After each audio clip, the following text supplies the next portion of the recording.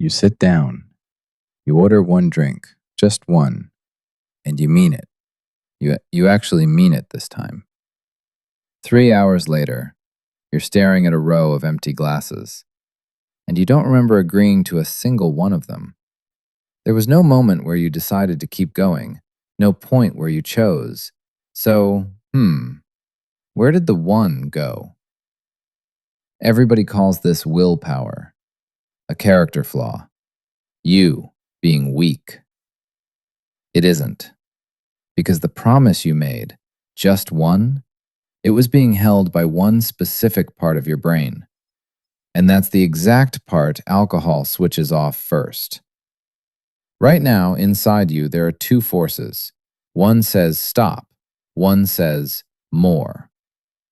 The one that says stop is your prefrontal cortex, the planner, the promise keeper, the part that thinks about tomorrow and sees the whole night coming. Future you lives there. The one that says more is older and, hungrier. Your reward system.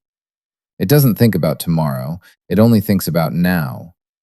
Normally, stop is louder, stop wins. That's why you can have one of the most things and just walk away. Then the first drink lands, and it does two things at once. It pours fuel on more. That first drink triggers a surge of dopamine, and here's the trick most people get wrong. Dopamine isn't the feeling of enough, it's the feeling of wanting. So the first drink doesn't satisfy you, it primes you. It makes the next one look better than the first one did. And at the very same time, it sedates stop. Alcohol quiets the prefrontal cortex, the planner, the promise keeper, before almost anything else in your head. So watch what happens. More gets louder, stop gets quieter, and with every single glass, the gap gets wider. The part of you that wanted to stop isn't gone. It just can't be heard anymore. And then it gets stranger. Because alcohol doesn't only quiet the stop signal, it narrows what you can even see. Sober, you hold two things in your mind at once: the drink in front of you and everything downstream of it. Tomorrow, the promise, the version of you that has to wake up and be a person. Drunk, that second thing goes dark. Your attention collapses onto whatever is right in front of your face: the glass, the moment, the next round. Scientists actually have a name for it: alcohol myopia, nearsighted in time. Future you, the one who made the promise, he isn't overruled. He vanishes from the room. And you can't keep a promise to someone who isn't there.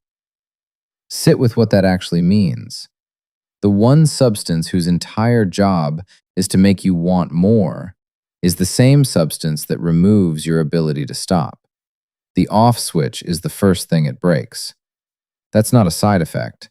That's the mechanism. And once you see it, you start seeing it everywhere. Because it was never really about alcohol. Anything that feeds more while quieting stop runs the exact same trap. One more chip, one more episode, 5 more minutes. You felt this stone cold sober. That small voice that said stop, getting quieter, while your hand was already reaching for more. So go back to that first glass. The one you promised would be the only one. The one was never the problem. The problem is what one does to the part of you that decides. Every time you drink, you're not just having a drink. You're handing your keys to the part of you that only thinks about now, and asking the part that thinks about tomorrow to, sit quietly in the back seat. The real question was never, why can't I stop at one?